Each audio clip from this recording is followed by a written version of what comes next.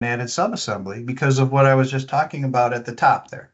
If we keep the settings, which we never did, we do need to remind you about this if they're not at default. So anyway, I hope this all goes over well. That's why that was changed. That's we're here to talk about details, but I need to keep moving because next is our project with modified catalog parts. We had a problem to solve that when we issue a catalog update, oops, sorry, back up. The user may not want to apply it because their copy of the part has been customized. And some of you are going to know this issue very well. Generally speaking, the user has either added color or a manufacturing attribute assignment, usually on the cutting object, not the part. And we started with this project. There had been some discussion about other things, but this is the idea we tried first. What if we could let the user update to our change parts, but not lose their customization? Just transfer them over. Definitely worth a try. How the project works is this. The user is going to go up to the catalog server. They're going to get their updates just like they do now. They must use one of the update options that download as a zip. Okay. And actually 4 of the 6 ways to at the server do that. So that's a common way to do it. You get your zip file and then you run them through our new utility, which is merge new catalog files. I made it big because it's kind of a busy screen, but it's not that bad. You picked your catalog at the top and you picked your zip folder, and we're going to run a quick comparison. It is quick. It sorts the parts. If they're brand new, if you didn't already have the part, fine. You just put those at the bottom, you're going to get them. When it finds a part that has the same name as something you already have, we're going to run a comparison. And actually, it's 2. So we check the table values. If there's a dot and we know they're the same, great. If they're different, we're able to move the table values from their part over to ours. So any customization they've done with special numbers will be retained. Besides that, we're checking the attributes. And again, you see checkboxes there. The dot means that the attributes are the same, nothing to do. But if they're different, you can check on and off. And we transfer them over. You do get a log file when it's done. I feel like I'm skipping some of this, but you just have to try it. I think it's going to solve a lot of problems that this was designed to solve, but it needs real world testing, and it's going to get it. Okay. This function I really like too. It can be considered for assembly, mold, die, all that stuff, because it works in any of our applicative add dialogues. And we have a lot of these. Add mold component, add die, all that. Add ejection, add cooling. They're actually all about same. It's just a different subcategory starting point. So it always works by going through and picking something by category and subcategory, and this is something that you will still often do, but note that right click. Now you can right click and say add to favorites. Favorites is a different tab in the dialog. There won't be anything there to start. Every user at every PC can define their own favorites. The list is kept in a system XML file, and that does mean that it can be shared PC to PC, like all of our other data files. Now, just like the type tab, favorites is organized by the catalog you've chosen, or you can switch to a special section on the screen called all catalogs, which gives you a much bigger list of every favorite. It's also where you would remove. There's a right click for remove too. And then there's search, which is what you're seeing now. It's about what you'd expect. It's a keyword search. Again, you can set it to search one catalog, or you can search all catalogs. If you've got them all installed, be aware that search of all might take a while, but that's not unreasonable with so many parts. Seems to be working good.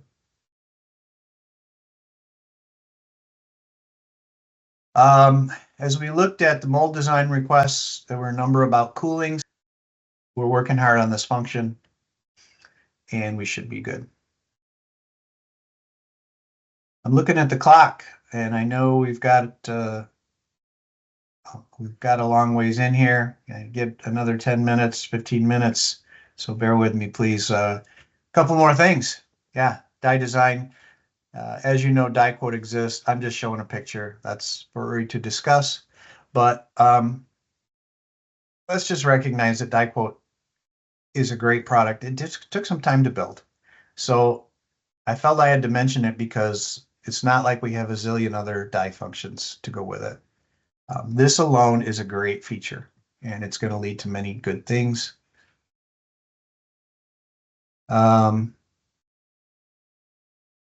But we were able to do a couple other things besides that. So in Springback, which is a great function, super real world useful. A lot of times Springback is being driven by a huge amount of point data. So the people that have used it and know it best will work on scaling of the points. That gives you a lot of opportunity to customize the results. And there may end up with a bunch of groups of scale points, all at different scale, and you have to adjust and try things in Springback to get it right. So there was no good way to reference those point groups. There was no real sorting ability. So now once you've grouped points by scale, they can also be sorted by scale. You know, zillions of points, so that's really nice to have. And then while we're at it, we added another little click here, and that will open a selection window for the scaled points. So it allows a couple things. You can change color for a group of scaled points, you can search for a specific scale factor, and you can select by scale factor. All that is just really going to help with the way people use this function. Move over to electrode. Yeah, very happy with this area too. We got some good stuff. To begin with, adding a holder is now performed with or without. That's My coffee got cold. I need more. Absolutely. So I bear with you. Lots of new functionality. Hope our users will gain the knowledge and use them, because there's a lot of good stuff that they can use to improve their daily work. There were two comments in the chat. One from Eitan about the merge catalog. Just looking at them now, yeah. Yeah, it is better to add a legend to merge catalog. Yeah. So kind of IR. And Andrea wrote, would be useful if the advanced warping also deformed the STL. Well, absolutely.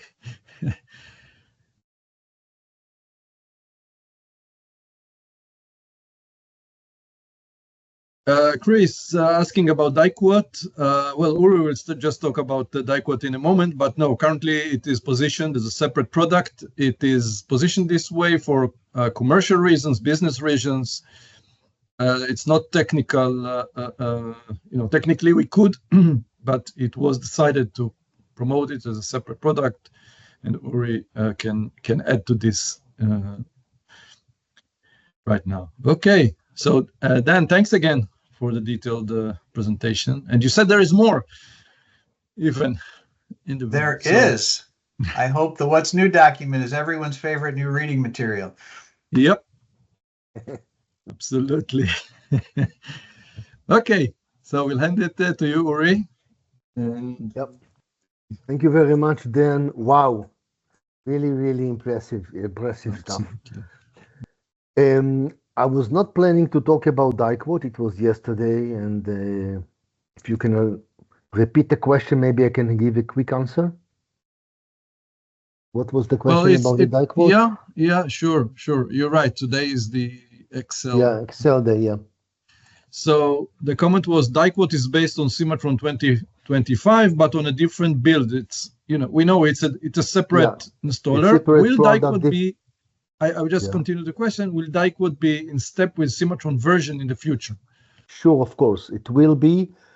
but not necessarily synced because you cannot read die quote files into Cimatron and vice versa. I mean, you can read Cimatron part as part to die to quote, but so it's not really bidirectional systems. Quotation is quotations, and maybe in the future we can think about a way to transfer it in some kind of a way to Cimatron because it's not the same file structure, it's nothing. But yes, eventually it will be synced to Cimatron. Right now, no, not yet.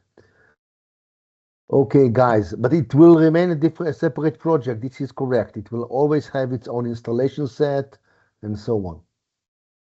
Okay, guys, so today we plan to talk on Excel and Integration with Excel. integration with Excel. Yeah, thank you. It's a few words about the concept, workflow, and tips. Let's see. So first of all, the movie from yesterday, I'm just running it again. Maybe stop here and there. So again, the idea here was to show. Do you share your screen, Uri? No, of course not. Of course not. Yep. Now I'm sharing my screen, hopefully. Yep. So the idea here was that the user changes one parameter, the Z height of that fixture, and the system in Excel in this case automatically adapt the height, of course, but also the configuration. No need to have 12 screws to handle a different height fixture. So let's see how it's done. So first of all, the user selects the new height he wants, 30 in this case, very, very short one, or low one, yeah. And what happened is that the only response you see is that this circle shows you where the fixture should go eventually. But nothing changed here because the parameters were not changed yet. And then go to Excel, the 30 appears here. And now the user manually select from a nice drop-down list of catalogs. It can be done automatically, but I wanted to show the list. He choose the fixtures D30. And here on the right, you see all the relevant parameters are updated. This is how this Excel is built. So the height is 30. So we tell you the dimensions will be 40 on 40 and so on. Okay. So this is because it's Excel, we can do all kind of GUI stuff we want. And then the parameters, the Excel is saved, read back into Cimatron, and voila, it became smaller. And if we zoom in, you will see that, yeah, you have only 4 screws instead of the 12 before. What you don't see that the possible diameters of this screw, which is defined here, are limited. It's not the full list of parameters that you have regularly in this catalog part. It is limited. And I don't know if I will have time to go through it today, but it's possible to do that.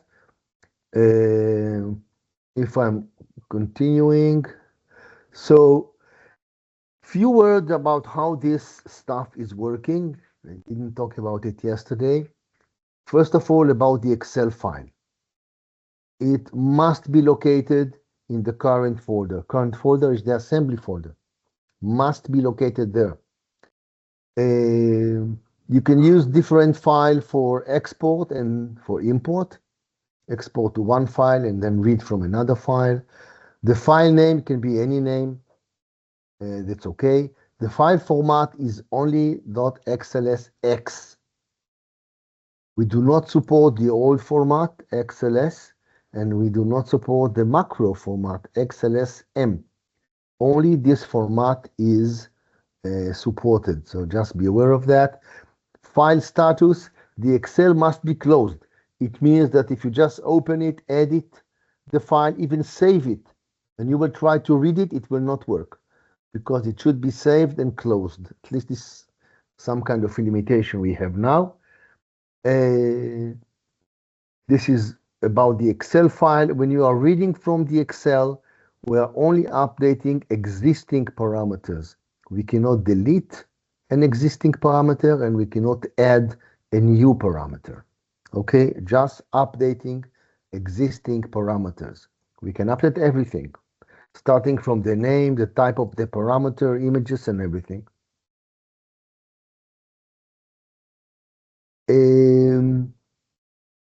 The Excel worksheets, it has predefined names for the worksheets. When we export to the first sheet that started with 10. Why is that strange thing? Let me show you somewhere, hopefully here, the Excel file. Yep. If we look at the Excel file, I will tell you what do I mean by started. Yep. Here is an Excel file. Never mind which one exactly. What you see here, this is 10 get from Cimatron. So you can change this to any string in any language, it will still work, but the 10 is mandatory. So we read from the 10, we write or export into the 10, and we are reading from the 20. Just be aware of that, otherwise it will not work. Okay, as I wrote, we are reading from 10. Images, honestly, I don't know how much people or you are going to play with images, but it's possible. Each image has its own sheet. The exported images are exported to sheets started with 11 and read from 21. No need to remember that. I mean, it's all here. This very strange number, remember that Danny told you before that inside the setup, we are all working with IDs, not with names. I mean, you read the name, but inside it's IDs. So this is a group ID. And this is a group ID, hash sign, and the parameter ID. So maybe you wonder, how the hell do you know those numbers?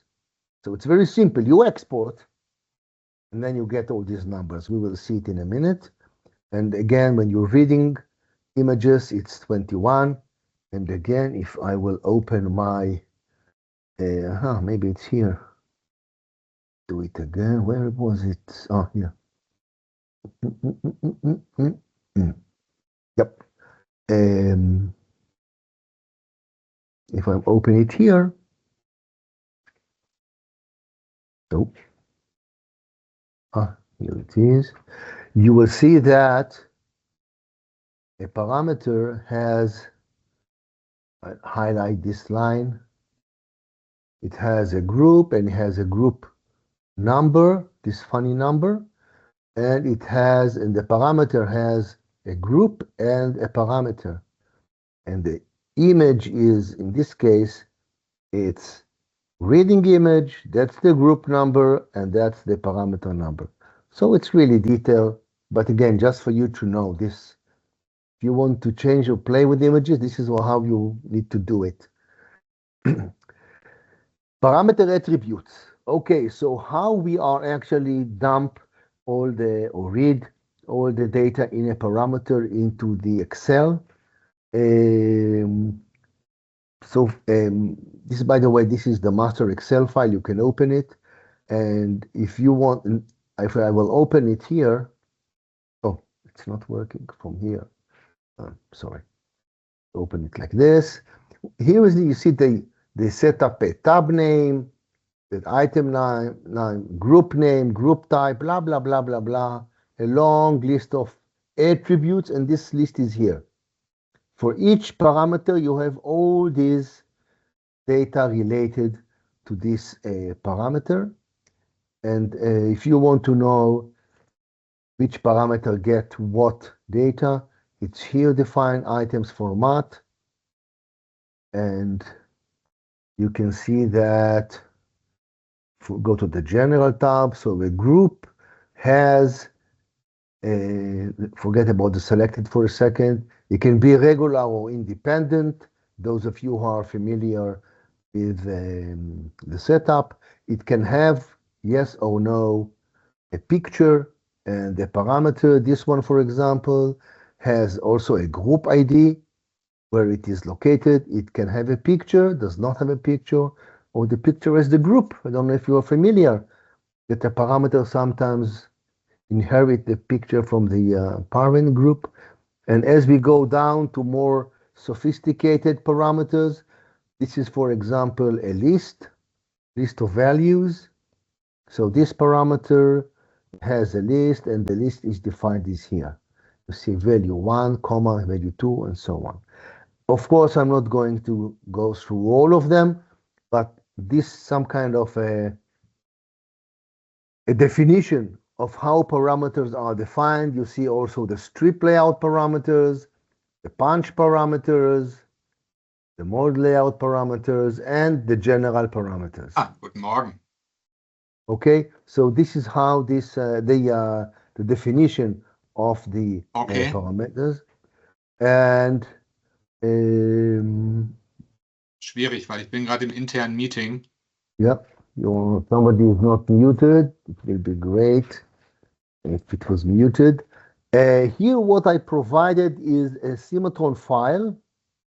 A Cimatron file which includes all the set. I hope all the setup possible combination of parameters, so you can use it to export it and understand what's going on and what are the how each parameter type is expressed and so on. So these are the secret of the parameter. And now let's discuss the workflow. Again, the workflow might be a little bit, I wouldn't say confusing, but you should know what you're doing. Okay, so first step, you are preparing a nice Cimatron file or assembly. It can be assembly, by the way, that's not a problem. Usually it's assembly with a setup. And then you export.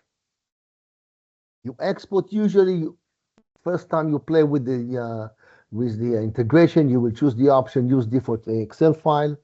And then the master Excel file will be copied to the local folder. Remember, you have to work with the local folder.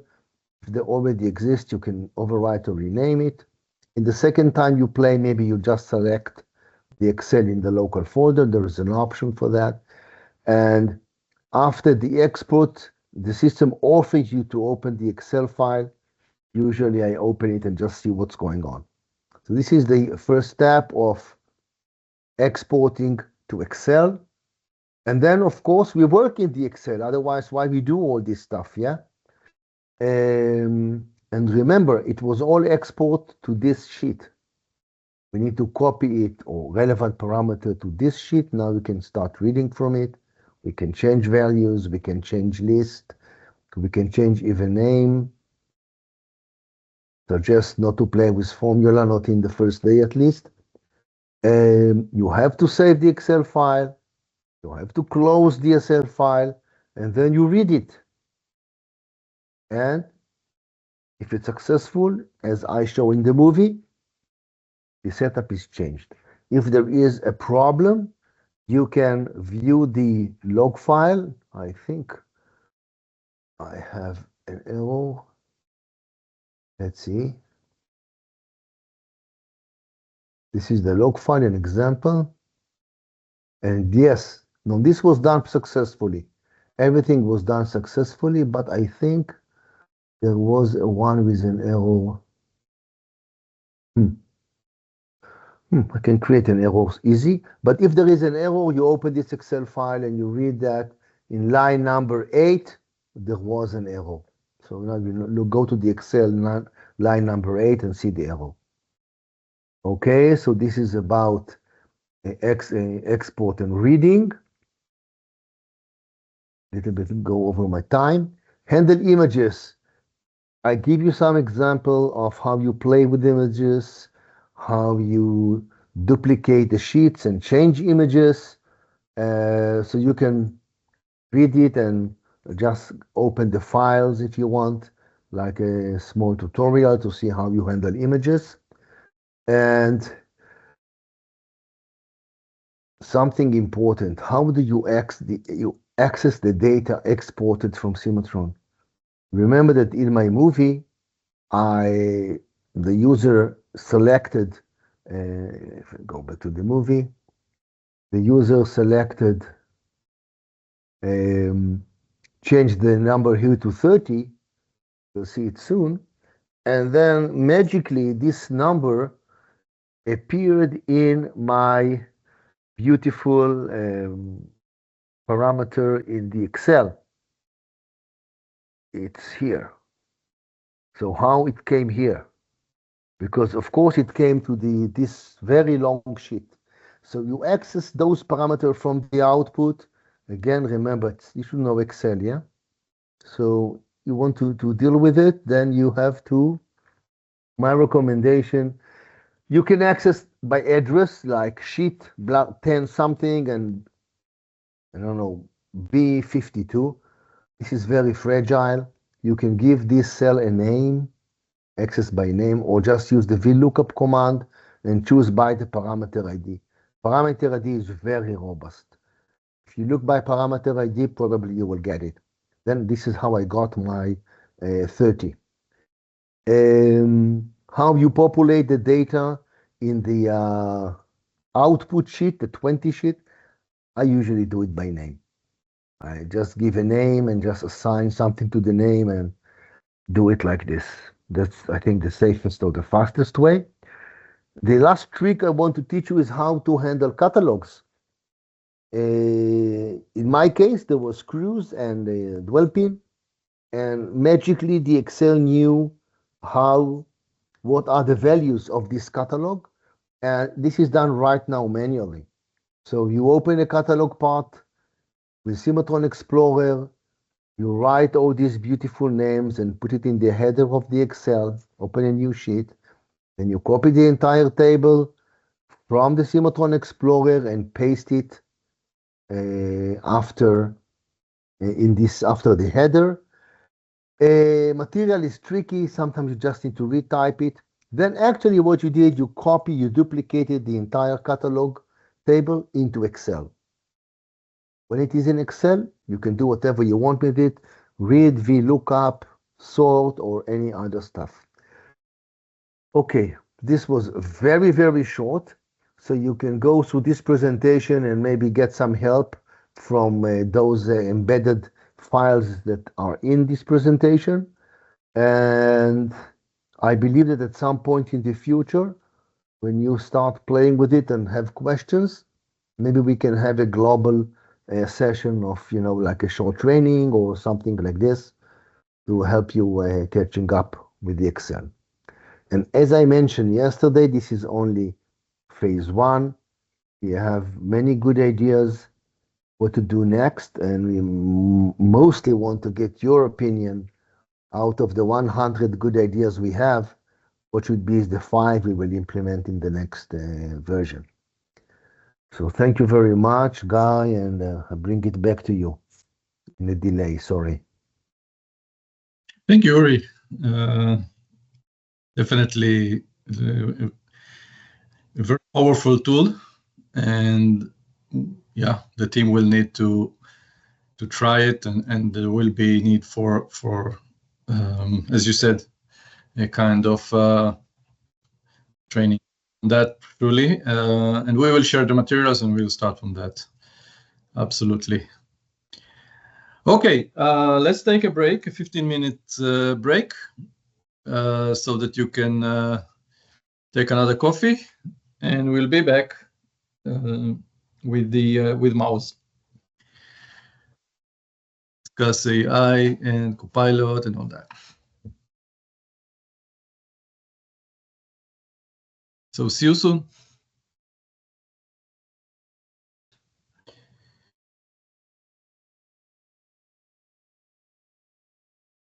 Okay, shall we? Maoz, are you here? Yes, I'm here. Can you see me? Not yet. Really? My camera is on. You can hear me, yes? Yes. And I'm not sharing my screen, but can you see me? Yes, I see. We can now. We do. All right. We see Okay, the good. headset and mouse as well. Yeah. We love the huge headsets, right? All right. Okay. So the stage is yours. Go ahead. All right, thank you. Okay, guys, so I wasn't here tomorrow.